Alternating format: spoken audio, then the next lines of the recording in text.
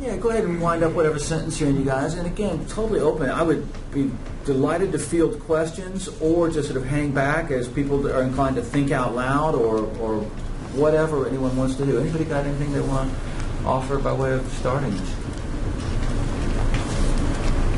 I'm connecting two of my favorite parts of the essay. The first of which is when you say that writer's block is an inability to dialogue. That was just very insightful to me. And so you go on to talk about how it constitutes a perfect ignorance and paralysis. So, and my second favorite thing was about ignorance, where you said that it's our most precious asset for learning. So I was wondering if you could just talk more about ignorance and what it means in the writing classroom. Oh, fantastic. Definitely. I think when I say ignorance, I sort of use that as kind of and there's a little bit of a switcheroo here. I use that interchangeably with the unconscious. And by that I mean, most broadly, in the context of a classroom, something like, and I love this phrase from a colleague, the art of wondering. You have to think of yourself as a little bit ignorant in order to be open enough to think about something and to kind of wonder about it. If part of what we really want to get students doing is wondering about stuff, thinking about stuff in kind of a sustained and long-term way, we have to see ignorance in sort of more positive terms than we often do. That is to say, we don't want to say that, okay, knowledge and ignorance are the opposite, and the more you go to college, the more knowledge you got, and the less ignorance, and they're in an inverse ratio, and it's all about amping up one and stamping out the other. That, I think, is a kind of naive view of how this stuff actually works. As we get more and more intellectually advanced, more and more knowledge, we get a fuller and fuller sense of how powerful and robust our ignorance is as a propeller to thinking and learning and knowing. I was thinking, it's interesting, I was sort of linking over that same line today, and I thought to myself, I can say that at 50, I'm so glad that I'm so much stupider than I am now than I was 20 years ago. 20 years ago, I thought I really knew everything. And boy, I don't think that anymore, and thank God, because it makes me a lot more productive and a lot more engaged, et cetera, et cetera. I also think with late adolescence, I think this is the way development sort of works in human beings, people get to about 18, 19, 20 years old, and they kind of may be inclined to think, with all due respect to our MA students here who are very close to that, they may kind of think that they've really got a lot of stuff nailed down. I know stuff. I'm a grown-up now. I know stuff. And it's important to find ways to keep ignorance in the mix as a very positive, productive force, the spur to what I call the art of wondering. Its technical, clinical term in psychoanalytic circles is the unconscious, which is where, very much akin to what 200 years ago they called the imagination. We can call it the unconscious. We can call it ignorance. Ignorance appears in another sense in the book too, though, when I talk about the discourse of mastery, and therefore, in that sense, I mean it in the most literal sense of this is bad. This is a closed mind, an inability to dialogue, an inability to think, an inability to want, a refusal, a fear of that stuff, and it tends to be intertwined with sort of patterns of narcissism and sadism that then bleed into patterns of racism and sexism and evil. Later in the book, those of you who go into the second half of the book, where I kind of go into great length to sort of illustrate with examples of stuff, with the discourse of mastery and that ignorance and paralysis, I use Hannah Arendt's stuff on the Third Reich to talk about how various kinds of political orders are expressed by these subject positions. And I think I would say, you guys, a little sidebar there, if you make it through the early part of the book, I think you'll find the latter half of the book gets very colorful and fun to read, and that these very these illustrations get pretty involved, and I find it easy. It was more fun to write. I hope it's more fun to read than those early parts. But I hope that's helpful in the way I'm talking about ignorance. Absolutely. I very much want to build off that. If your favorite word was ignorance, I think my favorite word, maybe telling you, was failure.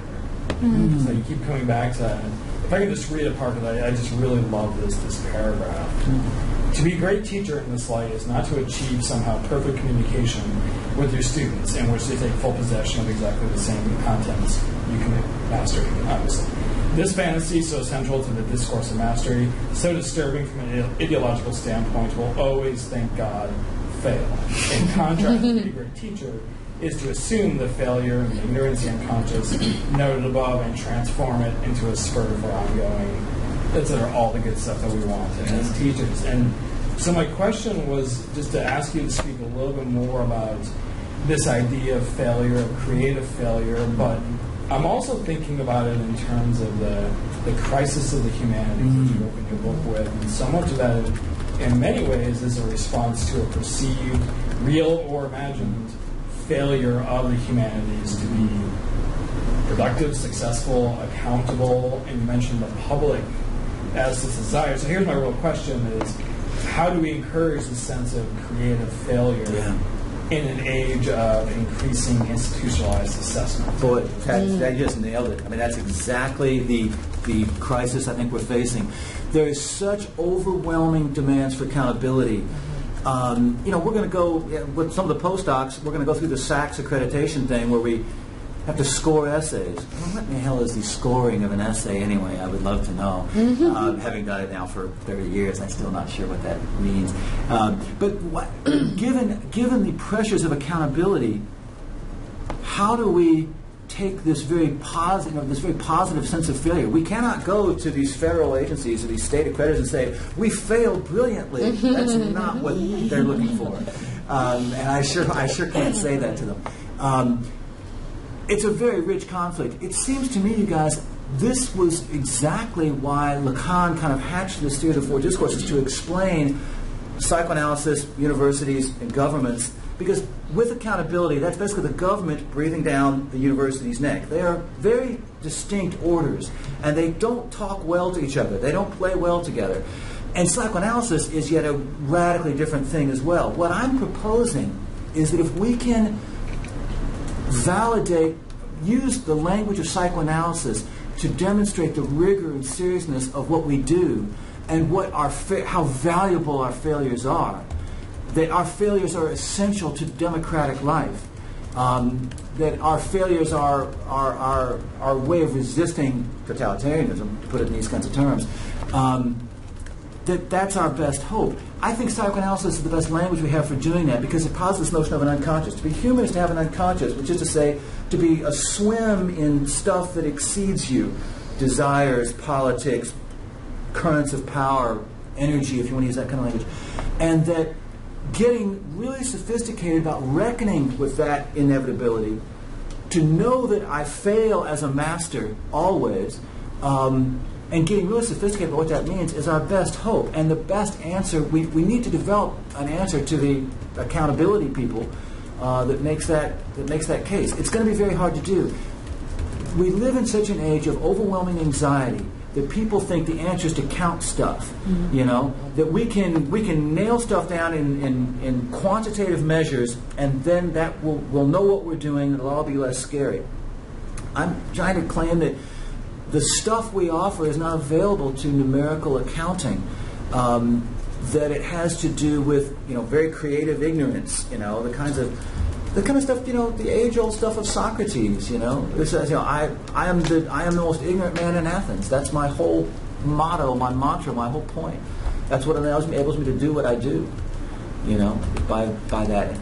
I think invoking certain kinds of moments in the tradition, Socrates, Freud, and Lacan, is our best hope, but it's going to be tough. And this is why psychoanalysis and universities, psychoanalysis schools have always had a very uneasy relationship. And I go through the middle part of the book, I'm kind of at pains to kind of imagine the possibility of a conversation between these two orders of work. They're not easy bedfellows. I don't know that there's a good answer. That's the best I could give you.